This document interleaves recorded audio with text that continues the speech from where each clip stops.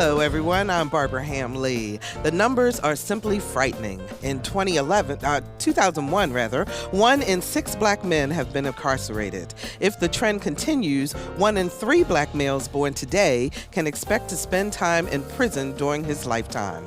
According to the Sentencing Project, African Americans served as much time in prison for a drug offense than whites do for a violent offense. So what's going on with our justice system? Why are so many in the African American community asking the question, is it justice or just us? We'll have some answers coming up next on Another View, right after this news from NPR.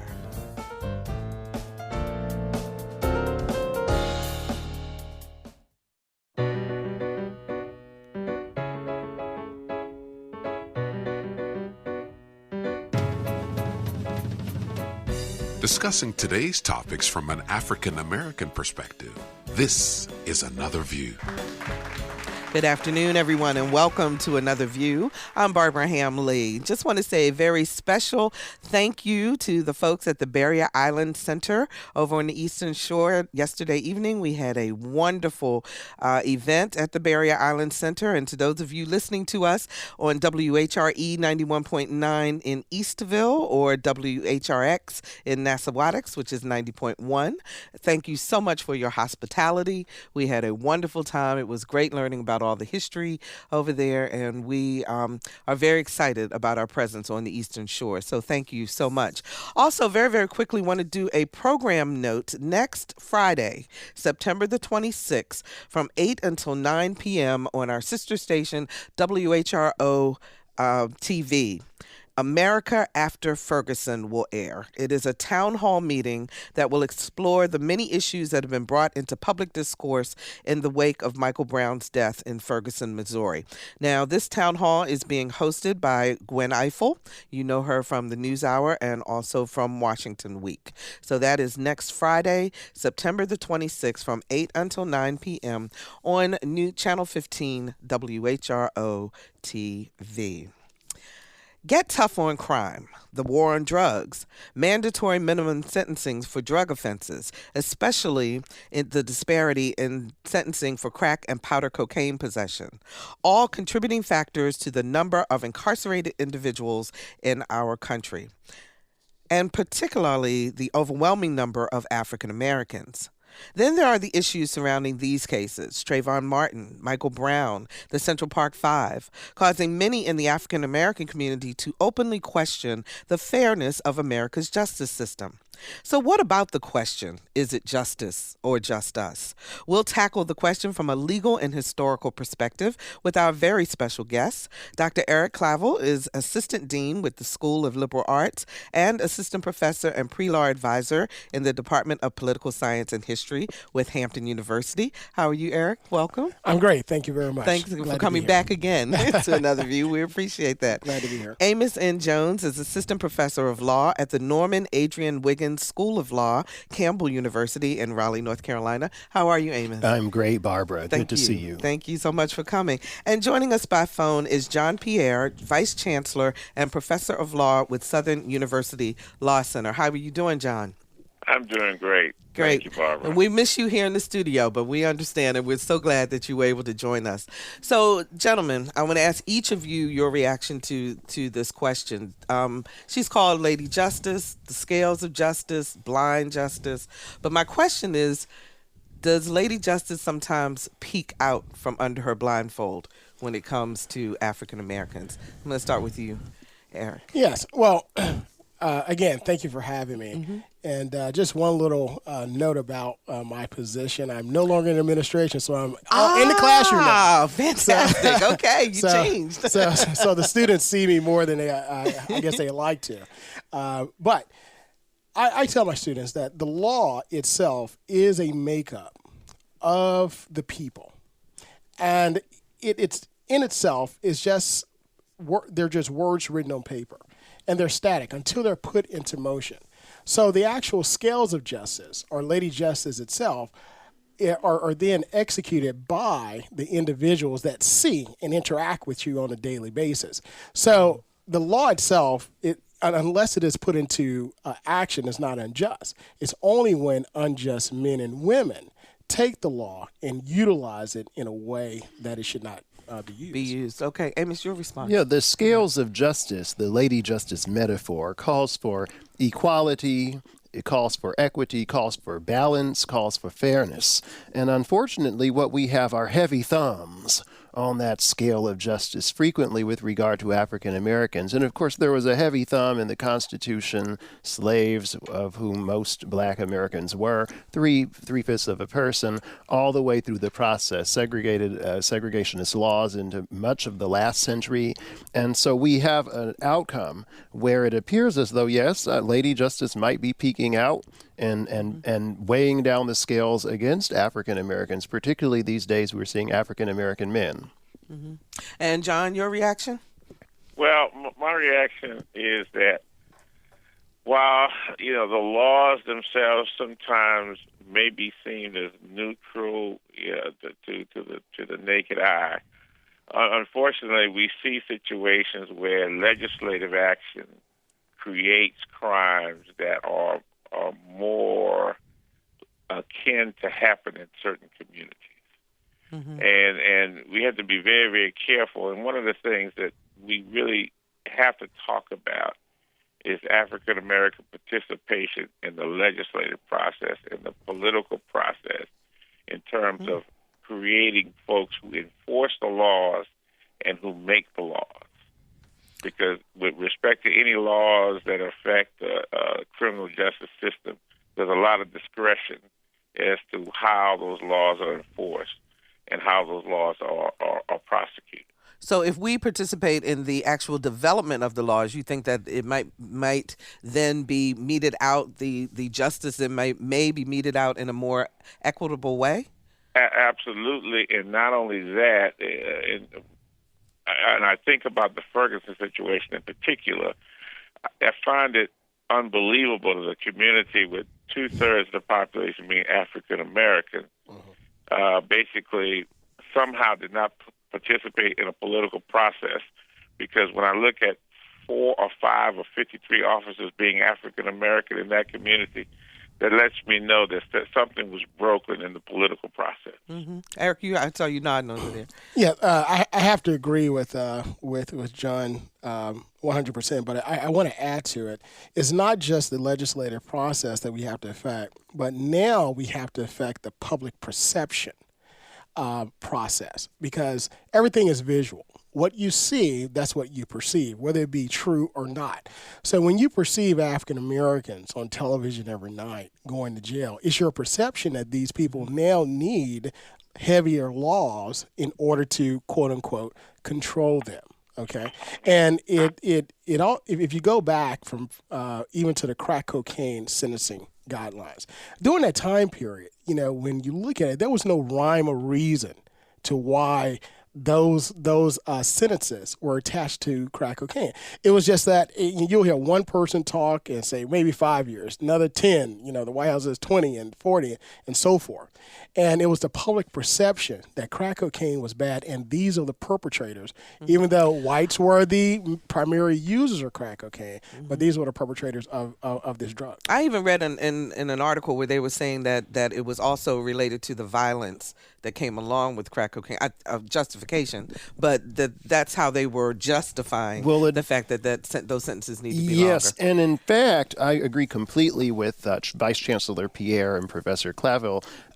We have to be careful once there's a legislative mandate and we have representation of these interests that we don't have unintended consequences. And as Professor Randall Kennedy of Harvard Law School reminded folks, it was a large group of the Congressional Black Caucus members who are ordinarily sympathetic on these concerns, who wanted enforcement because crack was such an epidemic in Black communities and they wanted it to be dealt with. And the unintended consequence was that their disparities cycled away a whole generation of people in a disparate way, where whites weren't subject to that kind of over-enforcement. So that is an unintended consequence. Generally, though, we have seen that Black political participation has enabled more racial justice. In North Carolina, for example, state legislators working together interracially came up with the Racial Justice Act years ago that has been a success. And of course, it's now subject to dismantling. But there Talk is a little bit about the Racial Justice Act in North Carolina. The Racial Justice Act was designed to help make sure that convictions and criminal procedure were applied uniformly across the races.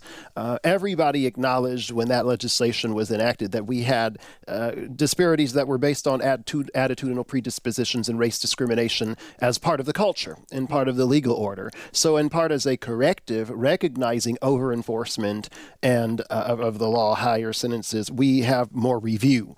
And so it had been pretty successful in terms of helping to reduce some of the disparity. And again, by some bipartisan, but interracial support for sure.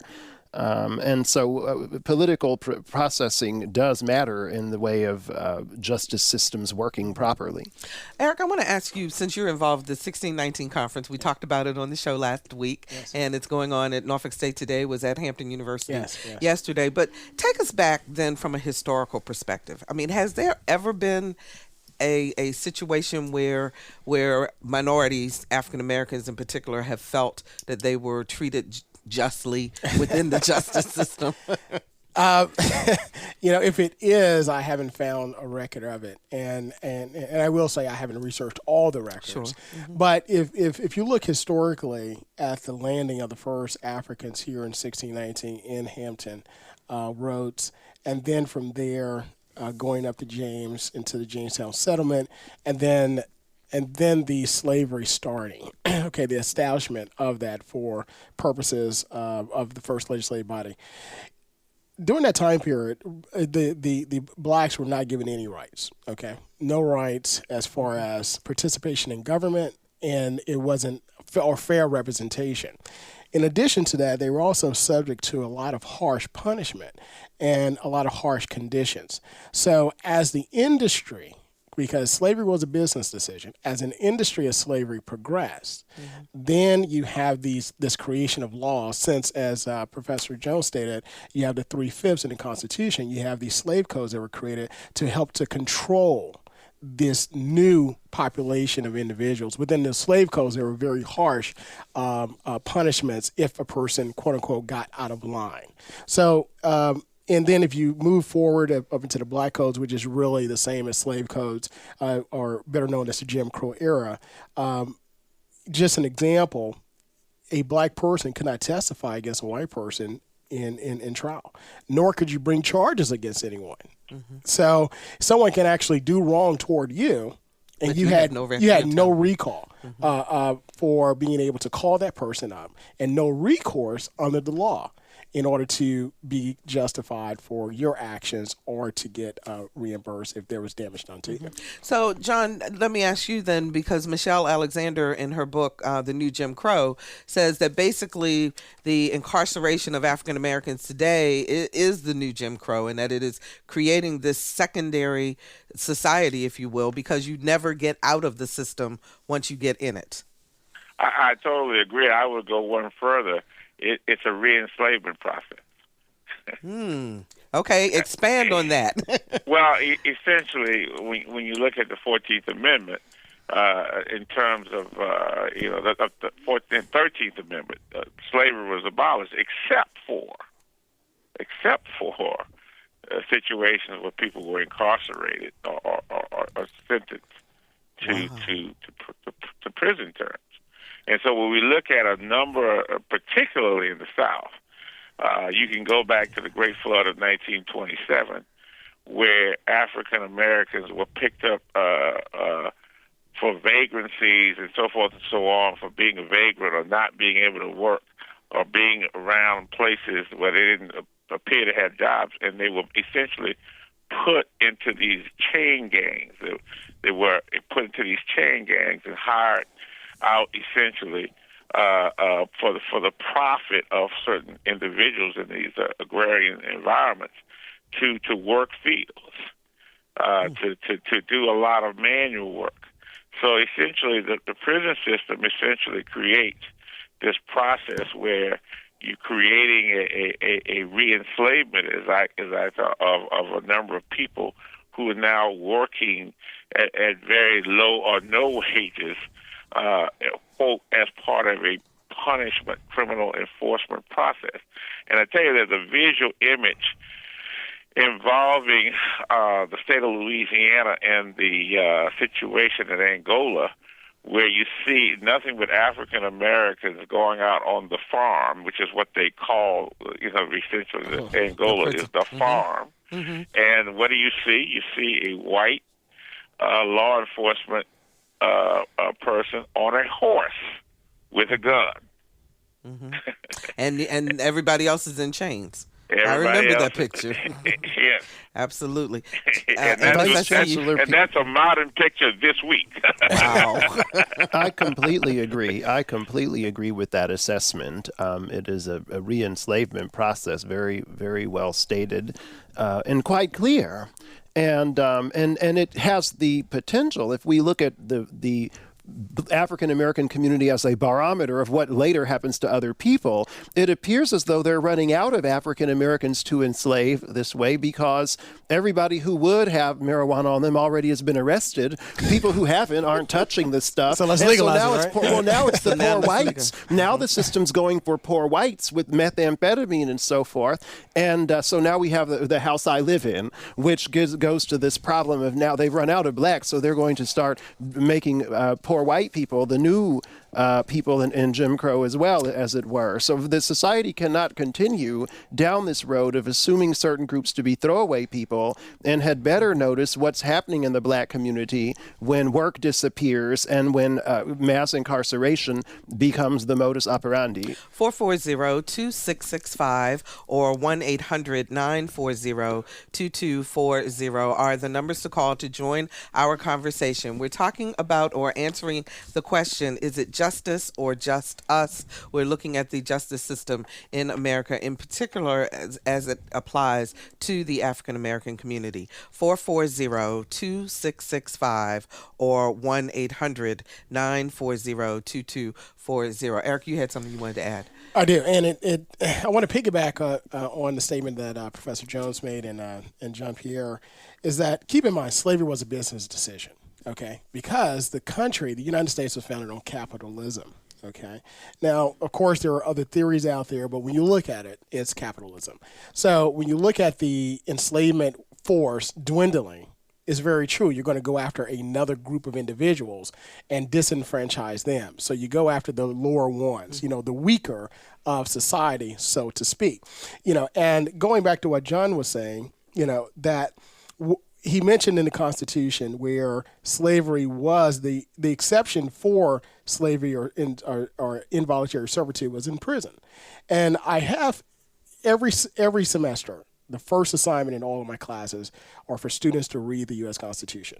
I said it's a very small document, but it's very important because every law, every statute, every piece of public policy that we have derives from that. So when you look at the prison industry, okay, and you look at privatization of the prison industry during the 80s, the crack cocaine laws incarcerating individuals for an extensive periods of time, now you're driving profits to a business industry, a new enslavement, all right, through the legal justice system and the creation of these laws, as you mentioned, Professor Jones, of creating these unintended consequences. Yes, let's clean the streets, but the lobbyists behind the back or government relations professional behind the back is saying these are the unintended consequences that we want. Actually, our audio engineer Victor Bowen, when we were talking this morning about the show, mentioned the privatization of prisons and how he felt that really led to this increase. Go ahead. And let me be clear that when I speak of unintended consequences, I am narrowly talking about the role of the Congressional Black Caucus and members who are very, very good on race issues usually, and that I by no means am deluded into thinking that people don't know that when we pay to build all of these prisons, they're going to be filled up with black men and others, and now black women, I believe, the fastest growing prison population. The new ministry at these churches in some of our larger cities is ministries for children, both of whose parents are in the pen. Oh, wow. And And so what will we have in 25 years where we don't have the era of the responsible grandparent? We just had Grandparents' Day this month, and we have relied for generations on the responsible grandmother or grandfather or both who own a house with an income, who are not in prison, who are not on drugs. That archetype is going out the window, and we will disappear as a people if we don't get this under control on all fronts with regard to the way the law works against black people. Wow. 440-2665 or 1-800-940-2240. Lindsay joins us from Williamsburg. Hi, Lindsay. You're on the air. Hey, Barbara. Thanks for taking my call. Sure. I'm just curious about, I read Michelle's book and an Africana Studies class, and I'm really curious about the way that the media kind of perpetuates race relationships. And shows like Breaking Bad and Weeds, you have these white drug dealers that are pretty much made martyrs, like they're just doing what they need to do to get by for their families. Yet when you take it to black drug dealers, you have shows like The Wire and Training Day, which is a completely different negative view.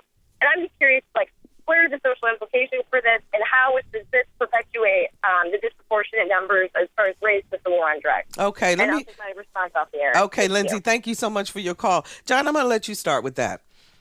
Could you hear her? Okay. Yeah, I think she raises a very, very valid point. With respect to her comment, I think that when you look at the perceptions, and I guess break that up by race, you begin to see a lot of different things here that really result. And I'm looking at something. In fact, I was having a discussion with my son about the situation that people are now really reacting to in the NFL. I mean, a very bad situation. Domestic violence, family violence. The NFL, obviously, in my opinion, has kept this under the rug for a lot of its players. Okay? Mm-hmm. And now they're beginning to take the harsh penalties. But look at the image of the individuals who the harsh penalties are being imposed against. All African American males. Right? Mm-hmm.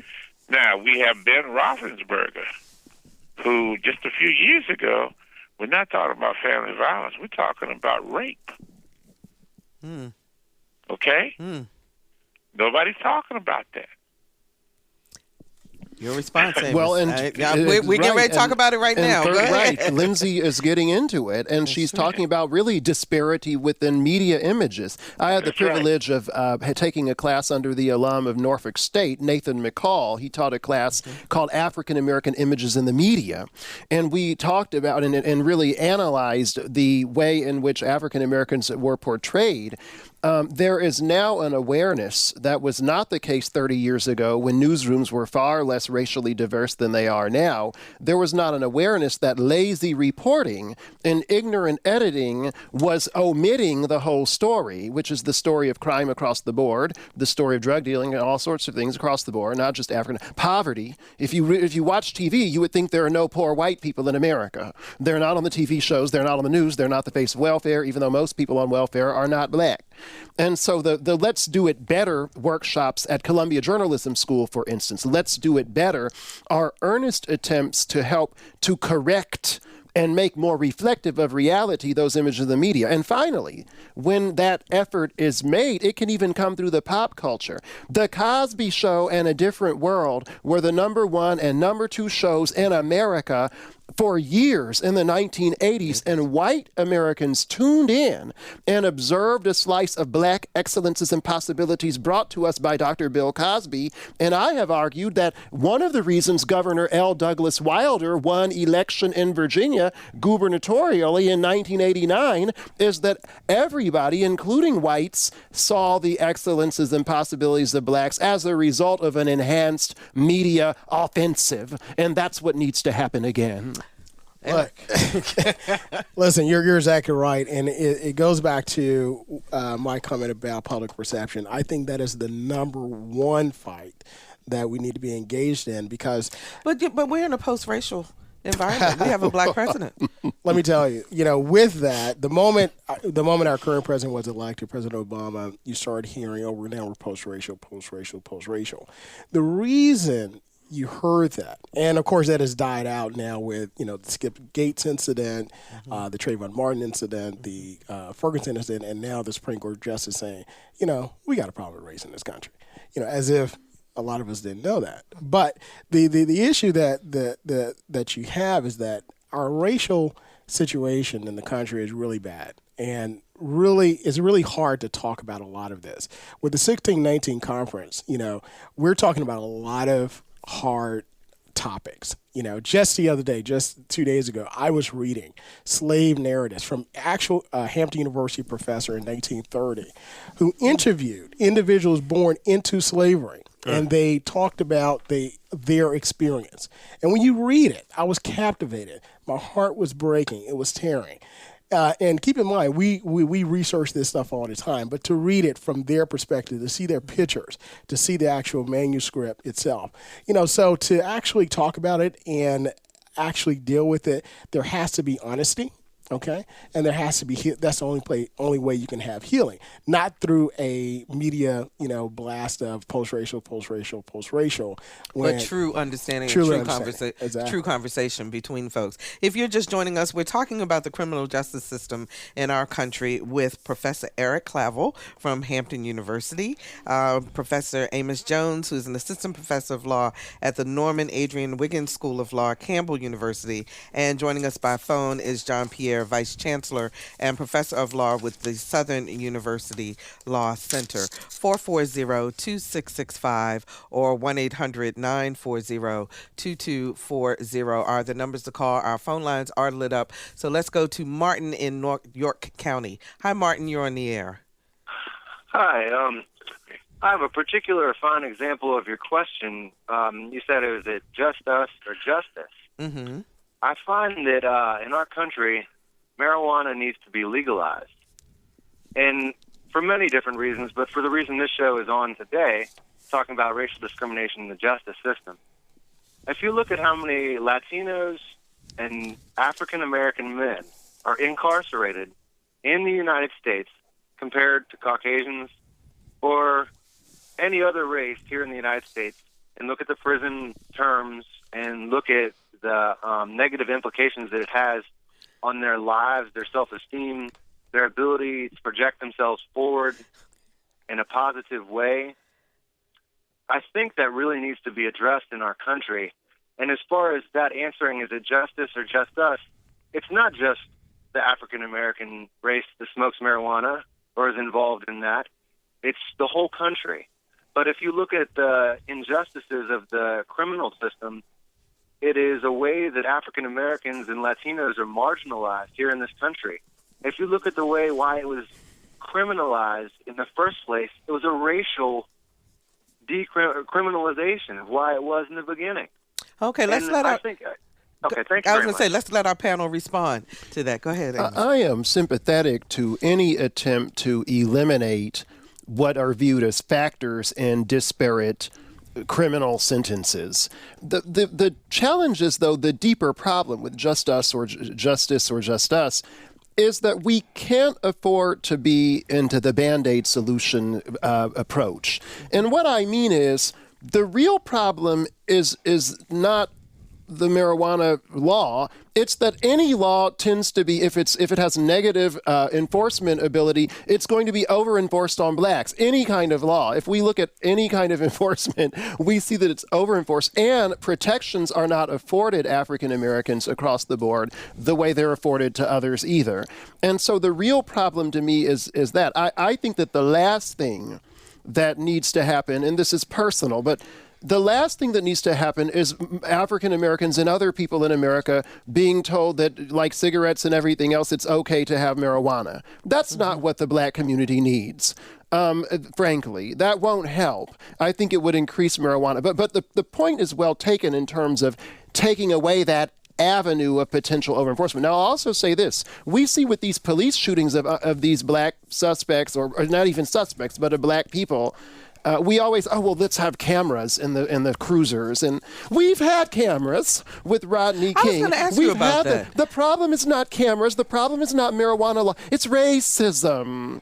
It's race discrimination that finds its way in. And as Professor Claville has said, the way toward healing is not to allow cheap grace to come through decriminalization of marijuana like in Colorado, because you're still going to see a disproportionate number of blacks and Latinos in the pen for other reasons. The same way we see this. So you don't think legalizing that is going to change the numbers because they'll just find another way? There will be another way. There always has been. Until we're getting better. We're less racist now than we were 50 years ago. We are. But we've got to focus on that as the problem and not these red herrings. Right. Okay. We got the lines are lit up, so let's take another phone call. Let's see who is joining us. Furquan from Norfolk is joining us. How are you? I'm doing great. Outstanding, Barbara. Good. Thank you. Thank you. My position on the black male being locked up, it's not a new phenomenon. First of all, we came over here from Africa. We was locked up when they was bringing us over here. So to me that's an old game that the racist structure that America was founded on started centuries ago. So locking the black man up, that's an old game to me. They in every city across the country. Mostly we're predominantly in these jails. The real game, the real issue, is when you give a black man a felony, and then he can't. You're keeping him out the economic game now. He can't get a job. He can't work here. He can't do this. He can't do that because he got a felony over his head. So I don't think it's about locking the black man up. They've been locking us up for 500 years. Okay. So to me, the issue is give a black man a felony. Keep him from earning a living so he can't take care of his wife and children. So now you got to go back, hustle, do this and that, fight, do some crime. So I think the real issue now, the real new game is like Michelle Alexander's, I read her book, The New Jim Crow. It's keeping them, get a black man a felony and so we can keep him a slave in that way. Okay, thanks so much for your call, Furquan. John, let me ask you about that because one of the things I didn't realize is that once you get a felony, you cannot serve on a jury. So how then are you ever able for someone to face their peers if someone who has never had that experience can't be there? Well, you're exactly right. And here's another aspect of it is voting. Mm-hmm. Because in most states, mm-hmm. It becomes, if not impossible for felons to vote, much more difficult for them to reestablish voting rights. So you have the cycle of creating a felony, impacting economic viability, voting rights, participating as a full citizen in many aspects, even with respect to certain benefits like housing benefits, Section 8 housing, if you talk about subsidized housing, to some extent even with respect to accessing financial aid and education. And at a core part of this is the issue with respect to the disparities in educational achievement for African American males, which then becomes sort of the pool of potential individuals who are going to be incarcerated in the future that you can predict rates of incarceration based upon education levels, reading levels, and so forth and so on. When you start looking at the population of individuals in prison. It's just like when they determine when to start building prisons based on the reading level of third grade students. I mean, right. It's a prediction moving ahead of what's going to happen to them. Let's go to line 4. Brian joins us from Norfolk. Hi, Brian. You're on the air. Brian? Okay. I guess we lost Brian. So sorry. I wanted to ask you, Amos, how much does wealth and in terms of the attorney you're able to get play into how well you are able to succeed, if you will, in the criminal justice system? Oh, it's everything. Legal services cost. And it is very difficult for the average person to afford vigorous legal representation on any matter. Criminal cases cost a lot. It's a very fact-intensive inquiry, investigations, it's trials. And studies are consistent that the higher the profile attorney and the more able the attorney, the more expensive the attorney, and that means the less likely someone who's not of means is to afford that representation. That's why it's so important. Given all these factors, that everything against African American, now boys, it's very incumbent upon black people to take ownership and precautions to this effect. One thing that Professor Charles Ogletree, who is the founding director of the Charles Hamilton Houston Institute for Race and Justice at Harvard Law School, did when he was in practice was to run the D.C. Public Defender Service. And Professor Ogletree built that up into an outstanding army of very highly qualified defense attorneys who helped to break these bonds where there were legal forced confessions and all these other things happening, and really give a lot of people another chance, people who were even innocent. Now, since you all are all in the education of attorneys and of the law, public defenders get a really bad rap. And I'm just curious, are they not as equipped, Eric, to handle, or is it that the system is so stacked against them in terms of the number of people and who they have to represent? Sure. Keep in mind that, and I know John has some examples with what I'm about to comment on, but keep in mind that the public defender's office in each state is funded by the state, which is then funding is created by those legislators within the legislative bodies. Now, it goes back to the perception, the perception of who are the bad persons, the perception of who we need to get off the streets, and the creation of unjust laws. Now you have a mechanism where they're able to receive a defense, but you say, no, we're not going to allow these people to have access to this type of representation. They did the crime. They're going to have to get their own defense and so forth. But Professor Jones stated something. I have something written in my notes called golden nuggets. And one thing that I talk to my students and even, my own children is that in everything, you have to be smart, okay? You have to learn how to play whatever game that you're in, whatever organization, institution you go to, you have to learn it. And with that, you don't want to give anyone reason to react negatively toward you, and respect all the way. Respect. The enforcers of the law, the creators of the law, and so forth, but also participate. And if you do all that and you get into a situation where unfortunately you were there when someone did something wrong, you actually did something wrong, I believe the mechanism will be there to help you, to get out of the situation or find a better resolution. But overall, public defenders are not funded. Now, there are some states that have gotten on board and say, we have to fund this. Okay. And Georgia is one where they have a public defenders academy. I know that's not the proper word for it, but where there's a 3-year mentorship program. And I think John knows more about that. Professor Pierre. Well, one of the big problems is funding. And in fact, in the state of Louisiana, the funding of the public defenders was so low that you had a potential 14th Amendment violation, which is you essentially, the funding was so low that individuals who needed to access public defenders were essentially being denied due process. And when you look at the heavy caseloads that public defenders have to deal with, I mean, they have an enormous caseload.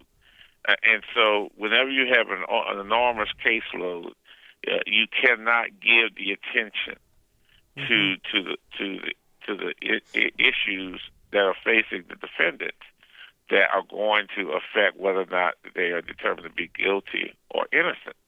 The other part of this problem, from an educational standpoint, is that there's not enough educating of young men in particular, but young people in particular, about the criminal justice system. And too many of them learn about the criminal justice system from individuals on the street, and you don't want them to learn about it from that standpoint because they engage in gimmicks and games that just do not help the process. 440-2665 or 1-800-940-2240. Justin joins us from Yorktown. Hi, Justin. You're on the air. Is Justin there? Yes, hello? You're on the air. Hi, how's it going? Okay. I'm actually calling about the actual racism as a whole.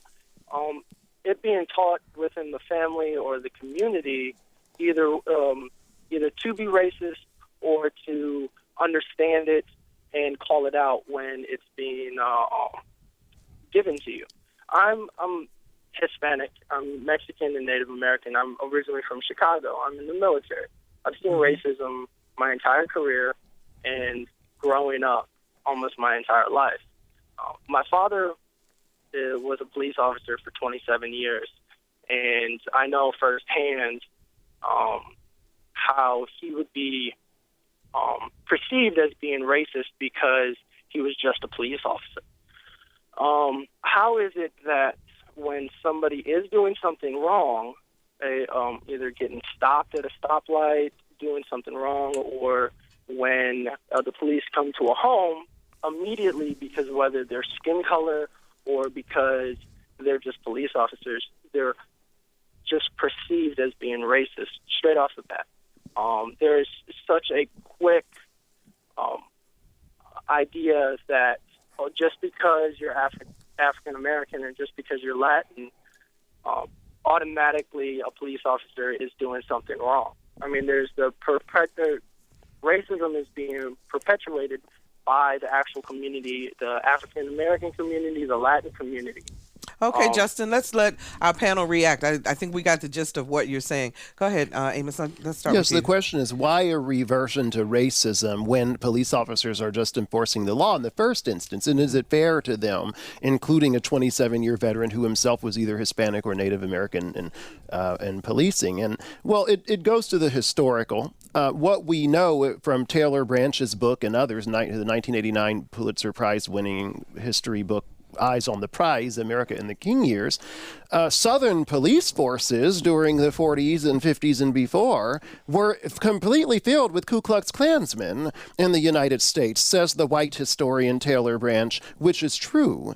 And we know from Betty Metzger, the white woman on faculty of Columbia Journalism School who does the Let's Do It Better program now, she's the one who got the FBI leaked files from Media Pennsylvania and exposed them in the Washington Post in the early 70s and found that the police forces were working with the FBI in the COINTELPRO program, and you can read that in the COINTELPRO papers by Professor Ward Churchill.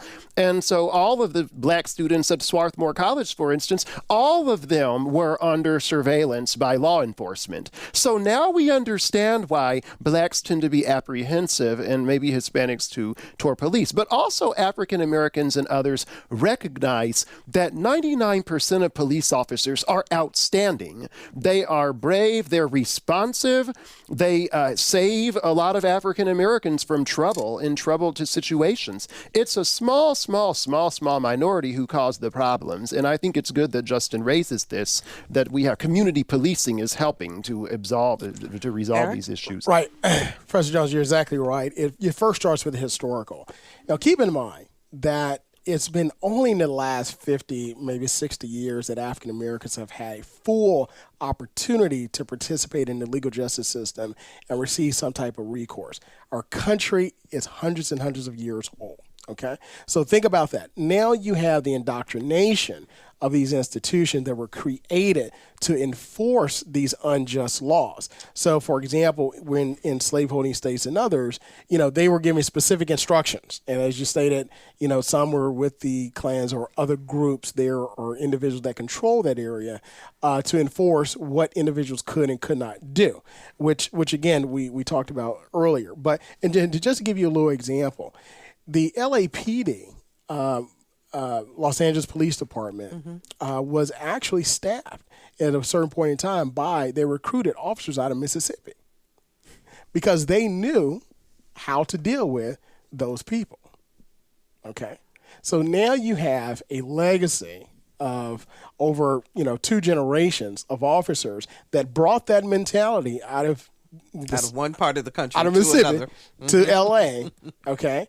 And of course, you see the same type of action in L.A. as you have read about, and also those that experience in those states. Okay. I want to see if we can get to as many calls as possible. Greg joins us from Norfolk. Hi, Greg. You're on the air. Yes. Hi, you're on the air. Hey, thank you. I wanted to, the question I had is, I wonder if by defining all of this by strictly a race discrimination issue, which completely exists in every way, but the institutional discrimination that we're seeing, is it more of a socioeconomic class issue? Is it transitioning to the point where the only color that's really mattering is green and they don't really care who that applies to? It just applies more to the African American community because of the history of this country, and that community tends to be less wealthy. Okay, Greg, let me get a response from our panel. John Pierre, you want to start with that one? Well, certainly he makes a point, but here's where you have the outliers that you have to really think about. Recently in California, there's a judge who just got a civil award for being stopped and profiled outside the University of Southern California. This is a sitting Superior Court judge in California. You got a professor, right? And there's a case involving a professor in Arizona, in Phoenix, who was basically, oh my God, handled in a very inappropriate way.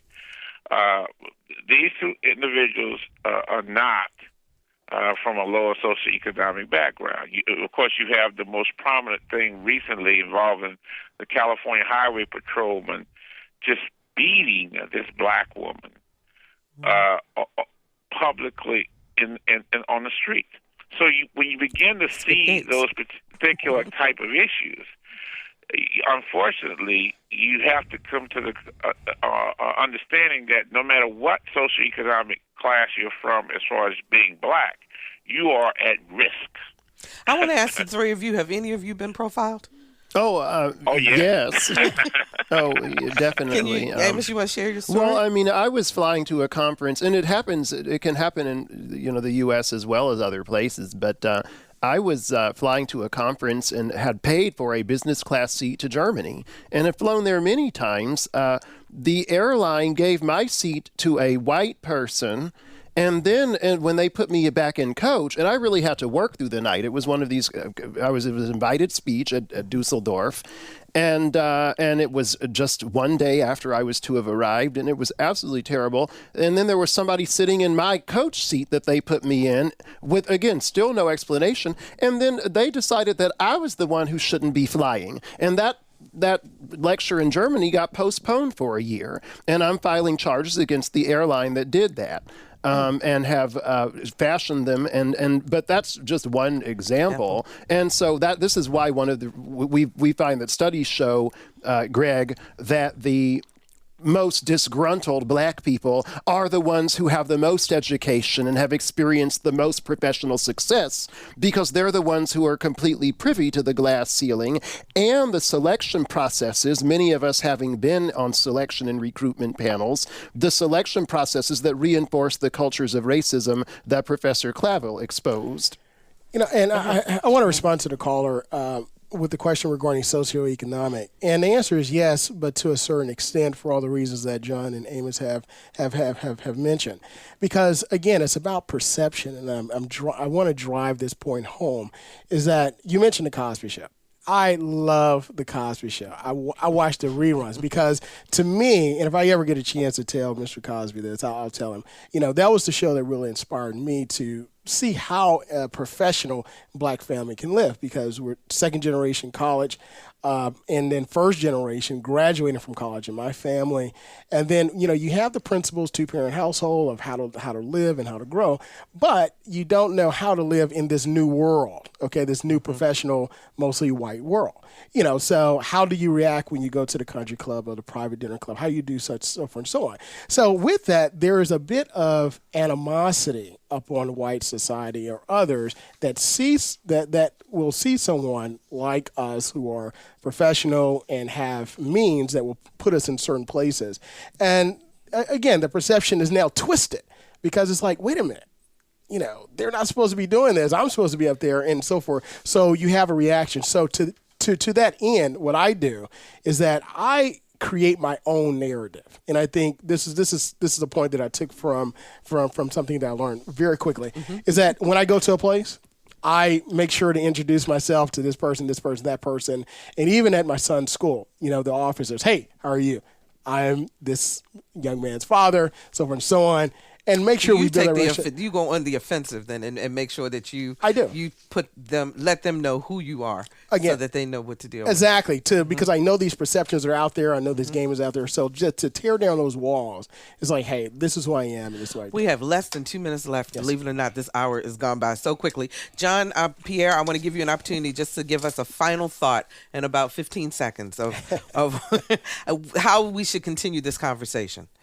Well, we have to continue this conversation, and we have to start with education. We have to take a comprehensive approach.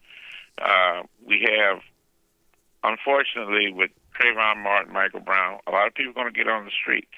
But how many people are then going to go to the vote?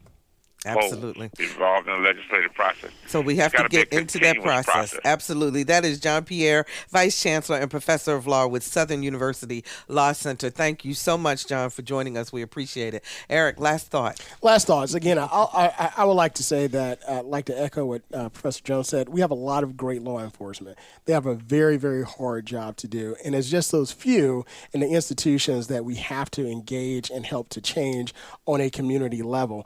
And as a country, we've come a long way. And I tell my students, and I believe this wholeheartedly, that the United States is a place where the impossible becomes the possible. So, with what we've done, we have a long way to go, but it can be done. Okay, and that is Professor Eric Claville from Hampton University, law professor. And Amos Jones, you have the last word. And I just would echo all of the above. I believe that we're in a good position to be evaluating and critiquing what's going on. The NFL, the police killings, the prison trap. We must refuse to continue being beasts of burden, constrained to a multiplicity of traps that cause us to ask, is Justice Lady truly blind? I think that America's better than that, and we must continue to try to find solutions at home and without the community in order to move forward and move upward. Fantastic. And that is Amos Jones, who is with the Campbell University Law School. Gentlemen, thank you so very much for joining us. All the callers, we are so sorry that we could not get to all of you, but would love to hear your comments on Facebook. You can find us there at another Facebook / Another View Radio. And we'll be right back.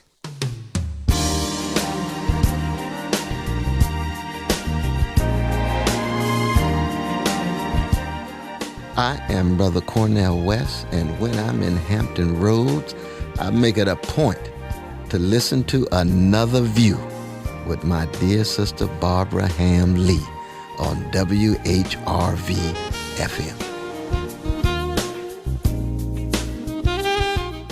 I just love Brother Cornell West. Absolutely. So before we leave you today, let me share with you an event happening at the Williamsburg Regional Library. It's a symposium called The Violence That Touches Everyone, Recovering Human Sustainability in a Time of War. It's Saturday, September 27th from 10 until noon, and it's free and open to the public.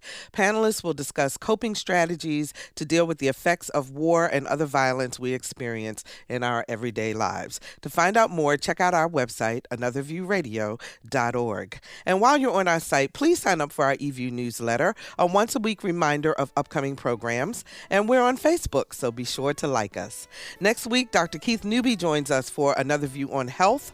We're talking about diabetes, and we'll share a unique program by Elizabeth City, North Carolina, to help citizens in the fight against this disease. Our theme music was composed and performed by Jay Sennett. Lisa Godley is our show producer. Victor Bowen is our audio engineer, and Elise Stanley answered our phones. I'm Barbara Ham Lee. Have a fabulous weekend, everyone, and let's get together again next Friday at noon for Another View.